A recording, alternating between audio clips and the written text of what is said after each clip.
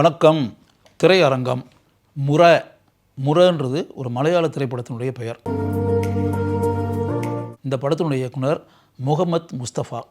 இந்த முகமத் முஸ்தபா இயக்கிய திரைப்படம் அப்படின்றது அதான் பிரதான காரணம் நான் அந்த திரைப்படத்தை பார்க்க வேண்டும் என்று நினைத்ததற்கு. இதில் ஆச்சரியமான ஒரு விஷயம் இருக்குது. சத்தியம் திரையரங்கில் இந்த படம் திரைக்கு வருவதற்கு ஒரு நாளுக்கு முன்னாடியே இந்த திரைப்படத்தை நான் பார்த்தேன். நான் பார்த்த அந்த காட்சி நடக்கும்போது அங்கு இந்த படத்தினுடைய இயக்குனர் முகமத் முஸ்தபா வந்திருந்தார். இந்த முகமத் முஸ்தபான்றது என் மனசில் ஆழமாக பதிஞ்சிருக்கக்கூடிய ஒரு பேர். அங்கே ஆக்சுவலாக பிரபல பட தயாரிப்பாளர் PL தேனப்பன் அவர் இதில் முக்கிய கதாபாத்திரத்தில் நடிச்சிருக்காரு. PL தேனப்பன் தான் எனக்கு அந்த இயக்குனர் அறிமுகப்படுத்தி வச்சார். சார், இந்த படத்தினுடைய இயக்குனர் இவர் தான் முகமத் முஸ்தபா அப்படின்னு. எனக்கு ரொம்ப அப்படியே சந்தோஷமாக இருந்துச்சு. அப்போ நான் முகமத் முஸ்தபாட்ட சொன்னேன், நீங்கள் டைரக்ட் பண்ண படம் இதுக்கு முன்னாடி ஒரு படம் டைரக்ட் பண்ணியிருக்கீங்களா, கப்பேலான்னு ஒரு படம் டைரக்ட் பண்ணியிருக்கீங்களா, அதுக்கு அடுத்த படம் இது, உங்களுக்கு 2வது படம் இது. அந்த கப்பேலா திரைப்படம் நான் பார்த்தேன், எனக்கு ரொம்ப பிடிச்ச படம் அது. அப்போவே அந்த படத்தை பார்க்கும்போது முகமது முஸ்தபான்ற பேர் என் மனசில் ஆழமாக பதிஞ்சிருச்சு. ரொம்ப அருமையாக டைரக்ட் பண்ணியிருந்தீங்க அந்த படம். அந்த படம் ஒரு மாறுபட்ட ஒரு விஷயத்தை மையமாக வச்சு நீங்கள் எடுத்துருந்தீங்க. உங்கள் டைரக்ஷன் எனக்கு ரொம்ப பிடிச்சிருந்துச்சி.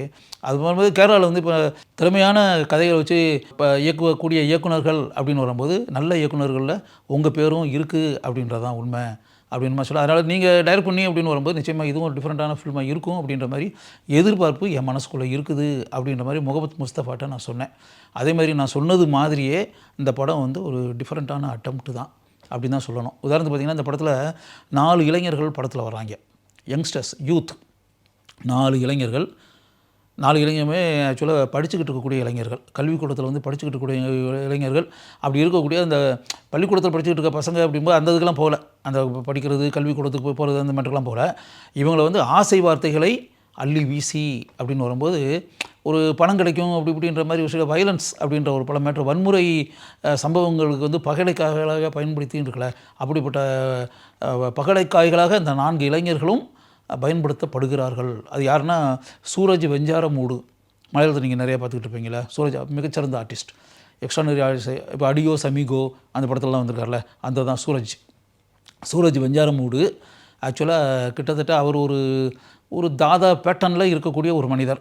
அவர் இந்த 4 இளைஞர்களையும் அவங்களை பயன்படுத்தி சின்ன சின்ன மேட்டர்களுக்கு அவங்களை அப்படியே யூஸ் பண்ணிவிட்டு அதுக்கு வைலன்ஸில், அதை கிட்டத்தட்ட பண ஆசையை காமிச்ச உடனே பசங்களுக்கு என்ன வரும், ஆக்சுவலாக நாமும் இது மாதிரி விஷயத்தில் ஈடுபடலான்ற மாதிரி வரும்ல.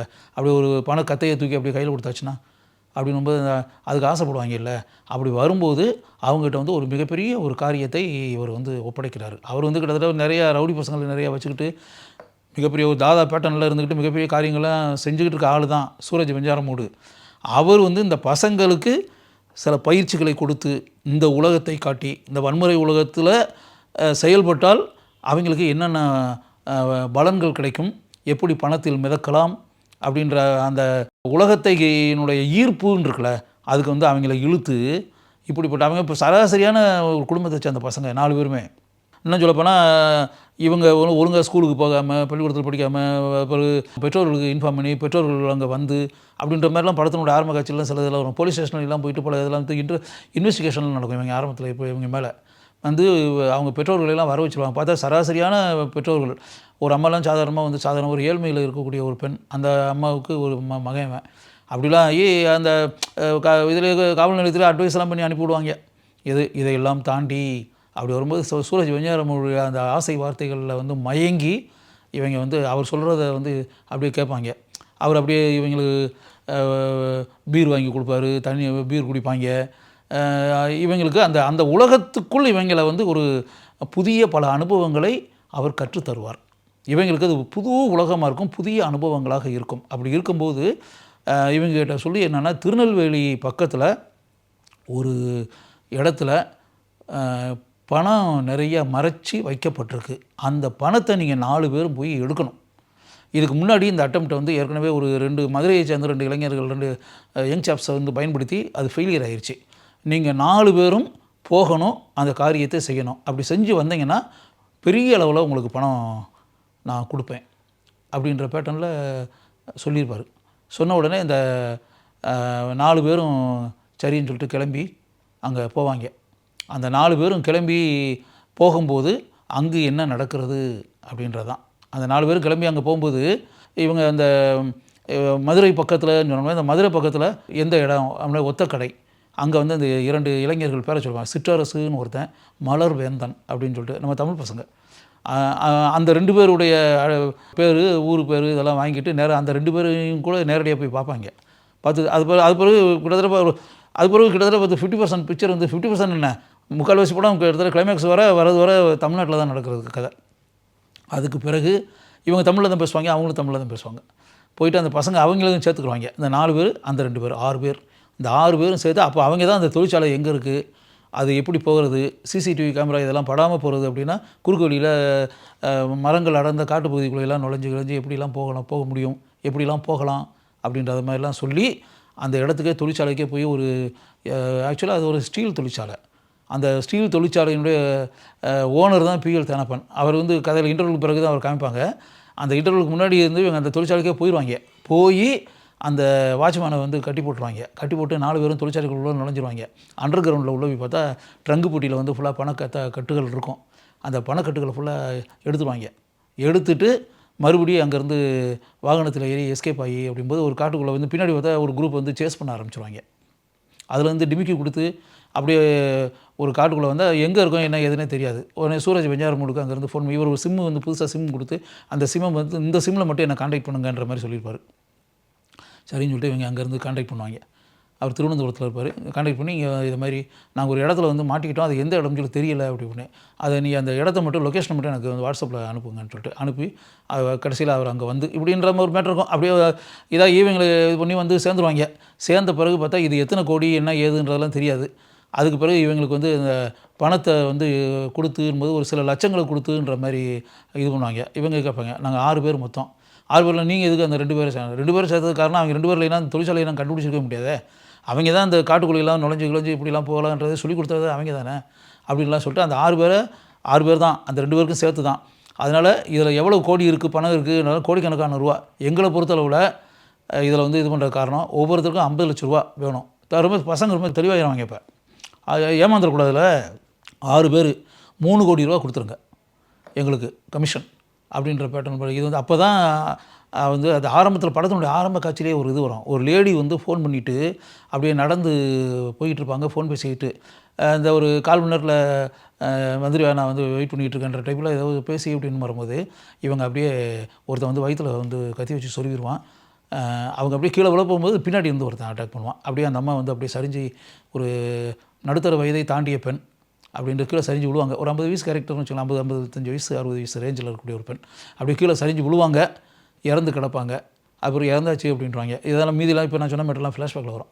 அப்படின்னு இது இப்போ ஃப்ளாஷ்பேக்கில் வந்து இப்போ லாஸ்ட்டில் வந்து இப்போ அந்த 6 பேருக்கு வந்து 50 லட்ச ரூபா அப்படின்ற மாதிரி இருக்குல்ல, அந்த ரொம்ப தெளிவாக இருந்தால் அந்த பணத்தையும் கொடுத்துருவாங்க.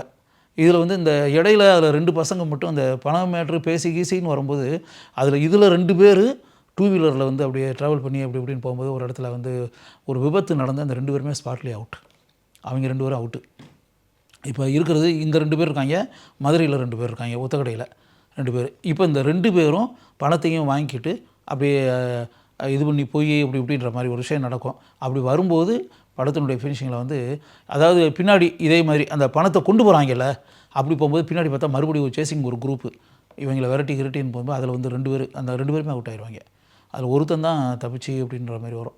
அந்த ஒருத்தன் மட்டும் தப்பிச்சு வருவான் இதில் வந்து. அப்போ தான் நேரடியாக இதுக்கு முன்னாடி அந்த சூரஜ் வெஞ்சாரமூடுக்கு அசிஸ்டண்ட் மாதிரி இருந்த ஒரு ஆள் இருப்பான், சொக்குலின்னு சொல்லிட்டு. அவனை போய் நேரடியாக போய் அவன் தான் அந்த காரியத்தை பண்ணுவானோ, அடியாள்களை அனுப்பி விட்டு நம்ம கூப்பிடலை, இந்த பசங்களை வந்து 4 பசங்க நம்மளை விட்டுட்டு நம்ம இந்த ஆளுக்கு எவ்வளோ பண்ணியிருக்கோம், நம்மளை விட்டுட்டு வேறு புதுசாக வந்தாங்கன்னு சொல்லிட்டு ஒரு 4 பசங்களை யூஸ் பண்ணிவிட்டு இந்த ஆள் பண்ணுறானா, அந்த 4 பசங்களை நம்ம தீர்த்து கட்டினா என்னன்ற மாதிரி அவன் தான் அடியாள்களை வச்சு இதை பண்ணுறானோன்ற மாதிரி நினச்சி இந்த ஒரு பையன் பேலன்ஸ் இருக்கான்ல, அவன் போய் அவனை கத்தி எடுத்துகிட்டு போய் அவனை அட்டாக் பண்ணின்ற மாதிரி போகும்போது அந்த தான் உண்மையை சொல்லுவாங்க. பாரு, ஒரு விஷயத்தை நல்லா புரிஞ்சுக்கோ, நான் வந்து உங்களுக்கு எந்த தொந்தரவும் பண்ணலை, தொல்லையும் பண்ணலை, நான் யாரையும் அனுப்பவும் கிடையாது, ஒன்றும் கிடையாது. இந்த காரியத்தை பண்ணது அப்படின்னு வரும்போது என்னென்னா அப்போ தான் சூரஜ் வெஞ்சாரமூடு சொல்லுவான், அவன் தான் இந்த காரியத்தெல்லாம் பண்ணியிருப்பான். அதன் மூலம் இப்போ பொதுவாக இந்த பணத்தில் மிதந்துக்கிட்டு இருக்காளுங்க, பணத்தில் வந்து புரண்டுக்கிட்டு இருக்க ஆளுங்க எல்லாருமே எப்படிப்பட்ட அயோக்கியத்தனமான செயல்களையும் செய்வாங்க, தெரியுதா அப்படின்ற மாதிரி ஒரு மேட்டர். அதுக்கு பிறகு என்னென்னா இந்த பணத்தை வந்து இது பண்ணிடும்போது அதுக்கு மேலே தான் அப்போ தான் சூரஜ் வெஞ்சாரமூடுக்கு மேலே ஒரு லேடி ஒன்று இருக்காங்க, ஆக்சுவலாக சேச்சிக்கிட்ட கேட்டுட்டு தான் சொல்ல முடியும், நானாக சொல்ல முடியாது, சேச்சிக்கிட்ட கேட்கணுன்ற மாதிரி சூரஜ் வெஞ்ஞாரமுடி சொல்லுவார். அது பிறகு ஆக்சுவலாக பார்த்தா மாலா பார்வதின்னு சொல்லிட்டு அவங்க நிறையா படங்களில் ஒரு காலத்தில் கேரக்டர் ஆர்டிஸ்ட், நிறைய படங்கள் அந்த காலத்தில் வந்து நடித்தவங்க, மிகச்சிறந்த நடிகை, experienced lady artist of Malayalam film industry Mala Parvathi. அவங்க தான் அந்த ரோலில் நடிச்சிருக்காங்க. அவங்க வந்து அப்படியே ஒரு கிட்டத்தட்ட லேடி இருந்தால் கூட ஒரு கிட்டத்தட்ட பார்த்தா ஒரு ஆம்பளை மாதிரி கமாண்டிங் பர்சனாலிட்டி. அது எதுக்கு அவங்களுக்கு இவ்வளோ ரூபா கொடுக்கணும் அப்படின்னா, அதே வந்து ஒரு ஏகப்பட்டதை வாதாடி கீதாடி இது பண்ணி தருவார். நாளைக்கு இந்த பசங்க வெளியே போய் சொல்லிட்டாங்கன்னா இதாயிரும் அப்படின்ற மாதிரிலாம் பல விஷயங்கள்லாம் சொல்லி இப்படிலாம் நடக்கும். அது இப்போ என்ன ஆகுதுன்னா, படத்தினுடைய கிளைமேக்ஸில் அதுக்கு பிறகு தான் அந்த ஒரு பையன் இருக்கான்ல, அவன் வந்து சூரஜ் வெஞ்ஞாரமுடிவை போட்டு தள்ளுவான். ஆக்சுவலாக உண்மையாகவே பார்த்தா அந்த பணத்தை திருடிட்டு வாங்கடான்னு சொல்லி அனுப்பிட்டு, அந்த திருடின பணத்தை கொண்டு வரும்போது இவரே இன்னொரு கூட்டத்தையும் அனுப்பிவிட்டு அவங்கள காலி பண்ணிடுங்க, காலி பண்ணி அந்த பணத்தை ஃபுல்லாக நீங்கள் அடிச்சுட்டு வந்து இங்கே கொண்டு வந்து கொடுங்க, அவங்களுக்கு என்ன கமிஷன், அவங்களுக்கே அது அவங்க தான் பணத்தை எடுத்துட்டாங்கல்ல, எடுத்து கொண்டு வராங்கல்ல அப்படின்னு. இப்படி ஒரு அதே மாதிரி இவங்க இந்த கமிஷனை வந்து இத்தனை 6 பேருக்கும் 50 லட்சம் 50 லட்சம்னு சொல்லி வாங்கி இந்த மதுரை பசங்களுக்கு கொடுக்கணும்லான்னு சொல்லிட்டு போகிறாங்கல்ல. போகும்போது கூட அந்த மறுபடியும் ஒரு கூட்டத்தை அனுப்பிவிட்டு அந்த பசங்க இருக்கக்கூடிய பணத்தை ஆட்டையை போட்டுன்றது. இப்படி அதாவது 2 காரியத்தையும் செஞ்சு அப்படின்னு வச்சுங்களேன், அது ஒரு கொஞ்சம் கூட துரோக செயல் இல்லையா அது. அப்படிப்பட்ட ஒரு காரியத்தை கடைசியில் அந்த ஒரு பையன் இருக்கான்ல, அவனும் கடைசியில் வந்து அந்த வன்முறையில் இதாகி லாஸ்ட்டில் வந்து அந்த அவனுக்கு கூடயே இந்த சூரஜ் வெஞ்ஞாரமுடிக்கு ஒரு டிரைவராக வந்து கூட ஒரு ஆள் இருப்பான், கிட்டத்தட்ட அவனையும் போட்டு தள்ளி அப்படின்ற மாதிரி ஒரு மேட்டர் நடக்கும். படத்தில் ஏதாவது வன்முறை நிறைந்திருக்கக்கூடிய ஒரு படம், ஏகப்பட்ட மரணங்கள், வன்முறையில் இறங்கினா அப்புறம் இப்படி தான் ஆகும். அது அப்புறம் அந்த பையனை போட்டு தள்ளிடுவாங்க, அவன் அப்படியே இதாயிரும். இப்போ என்னென்னா அந்த 4 பேருமே அவுட், 4 இளைஞர்களுமே இப்போ கிடையாது, சின்ன பசங்க 4 பேருமே கிடையாது. 4 பேரும் வந்து ஒழுங்காக படித்து அப்படிலாம் வந்து நல்ல பார்வையில், நல்ல பாதையில், நேர்மையான வழியில் வாழ்ந்துருந்தாங்கன்னா இந்த மரணம்லாம் ஏன் வருது, ஏன் வந்து அந்த பணத்துக்கு ஆசைப்பட்டு வன்முறையில் இறங்கி ஒரு கெட்ட மனிதனுடைய சகவாசத்தால் அந்த 4 இளைஞர்களுடைய உயிரும் போயிடுச்சு. 4 பேருமே இந்த உலகத்தை விட்டு பிரிஞ்சு போயிட்டாங்க. அப்படின்னு இப்படிப்பட்ட ஒரு சூழ்நிலை அந்த 4 இளைஞர்களுடைய வாழ்க்கையில் நடக்கும். அதுக்கு பிறகு என்னாகும், அந்த பேலன்ஸ் 2 பேரும் மதுரை ஆளுங்க இருக்காங்கல்ல, அந்த பசங்க அவங்க 2 பேர் தான் அந்த இப்போ சூரஜ் வெஞ்ஞாரமுடி போட்டு தள்ளியாச்சு. சூரஜ் வெஞ்ஞாரமுடி கூட இருக்கக்கூடிய அந்த டிரைவர் அவனையும் போட்டு தள்ளியாச்சு. ஏன்னா இந்த நிகழ்ச்சியெல்லாம் ஆரம்பத்துலேருந்து பார்த்துட்டு வந்து அவனும் கூட மாட இருக்கிறவன் தான். அது அவன் எவ்வளோ சொல்லுவான், எனக்கு இதெல்லாம் தெரியாதுன்னெலாம் சொல்லுவான், இருந்தாலும் அவனையும் போட்டு தள்ளியாச்சு. இப்போ இந்த ரிங் லீடர் ஆகக்கூடிய அந்த பெண் கதாபாத்திரம் மாலா பார்வதி, அவங்கள வந்து படத்தினுடைய இதில் வந்து அதான் படத்தினுடைய ஆரம்ப காட்சின்னு சொன்னால் 2 பேர் போட்டு தள்ளுறான்ற மாதிரி இருக்குல்ல ஃப்ளாஷ்பேக். அந்த 2 பேரும் மதுரையை சேர்ந்த அந்த 2 பசங்க அவங்க தான் போட்டு தள்ளுவாங்க அந்த லேடியை. அதோட படம் முடிஞ்சிடும். யோசிச்சு பார்த்தீங்கன்னா அது டோட்டல் ஃபில்மாக பார்த்தீங்கன்னா இதில் ஒரு பாடம்னு ஒன்று இருக்குது. ஆக்சுவலாக இது வயலன்ஸ் இருக்கக்கூடிய ஒரு படம் அப்படின்றது ஒரு பக்கம். இன்னொரு பக்கம் பார்த்தா வன்முறையில் இறங்கினால் என்ன நடக்கும், வன்முறையில் இறங்கினால் வன்முறையில் தான் முடிவும் வரும் அப்படின்றதான் வரும். பொதுவாக கத்தியை தூக்குறவனுக்கு கத்தியில் தான் முடிவு, துப்பாக்கி தூக்குனா துப்பாக்கியில் தான் முடிவு அப்படின்னு பரவாயில்ல பேச்சு. இதில் வந்து வன்முறை எதிர்ப்பாளர்கள் வந்து பொதுவாக சொல்லுவாங்கள்ல, ஏங்க அவன் வன்முறையில் இறங்கினாங்க, வன்முறை தாங்க அவனுக்கு முடிவு, அவனுடைய முடிவு அப்படி தான் இருக்கும். துப்பாக்கியை தூக்கலாம்ல, பிறகு அவன் துப்பாக்கியை வச்சு அவனை யாராவது போட்டு தள்ள தான் செய்வாங்க. இது பொதுவாக என்ன தலைவா இதெல்லாம் சொல்லியா தெரியணும் அப்படின்ற மாதிரி சொல்லுவாங்கள்ல, அதே தான் இந்த படத்தில் வன்முறையில் இறங்கிய அந்த 4 இளைஞர்களுடைய சோக முடிவு இப்படி அமைந்து விட்டது அப்படின்ற மாதிரி. அதனால் டோட்டலாக என்னென்னா இந்த 4 பசங்களை மட்டுமே மையமாக வைத்து முகமது முஸ்தபா இந்த படத்தை இயக்கி இருக்கிறார். அந்த லாஸ்ட்டில் வந்து அந்த பிஎல் தேனப்பன் கதாபாத்திரம் வந்து அந்த தொழிற்சாலையினுடைய ஓனர், அவர் அதில் கதையில் வருது. இன்னும் 1 மாதத்தில் 2000 நோட்டெல்லாம் நிறையா எடுத்து வந்தாங்க. 2000 நோட்டு 1 மாதத்தில் செல்லாதுன்ற மாதிரி ஆயிரும். அதுக்கு முன்னாடி இந்த பணத்தெல்லாம் இது மாற்றப்படணும்ல, அதனால் நம்ம எவ்வளோ வேகமாக செயல்படணும் அப்படின்ற மாதிரிலாம் சிலதெல்லாம் வரும். பிறகு அந்த பிஎல் தேனப்பன் வந்து இந்த விஷயத்தெல்லாம் தெரிஞ்சு இந்த லேடி வீட்டுக்கே அவர் வந்துடுவார். வந்து இவர் தொழிற்சாலையில் இருக்கக்கூடிய மேனேஜர் இதுக்கு பணத்துக்கு ஆசைப்பட்டு இப்படி பணம் இந்த தொழிற்சாலையில் மறைச்சு வைக்கப்பட்டிருக்குன்ற தகவலை அந்த லேடிக்கு கொடுத்தது யார் அப்படின்றது ஒன்று. அதெல்லாம் தெரிஞ்சு இப்போ நீங்கள் இதுக்கு என்ன பதில் சொல்கிறீங்கன்ற மாதிரி சொல்லிட்டு அந்த லேடியை கார்னர் பண்ணி அப்படி ஒரு இதெல்லாம் காட்சியெல்லாம் படத்தில் இருக்குது அப்படின்னு வச்சுங்களேன். அந்த டோட்டல் ஃபில்ம் அப்படின்னு வரும்போது ஒரு வேகம் இருக்குது படம் ஃபுல்லாகவே. அதாவது படம் வந்து நீங்கள் பார்த்தீங்கன்னா ஆரம்பத்தில் கேரளத்தில் ஸ்டார்ட் ஆகும், அது பிறகு ஃபுல்லாகவே கிட்டத்தட்ட தமிழ்நாட்டில் தான் நடக்கும். மறுபடியும் ஃபினிஷிங் கேரளத்தில் தான் படம் ஃபினிஷ் ஆகுது. அப்படி இந்த படத்தினுடைய படப்பிடிப்பு திருவனந்தபுரத்தில் நடந்திருக்கு, மதுரையில் நடந்திருக்கு, தென்காசியில் நடத்தியிருக்காங்க.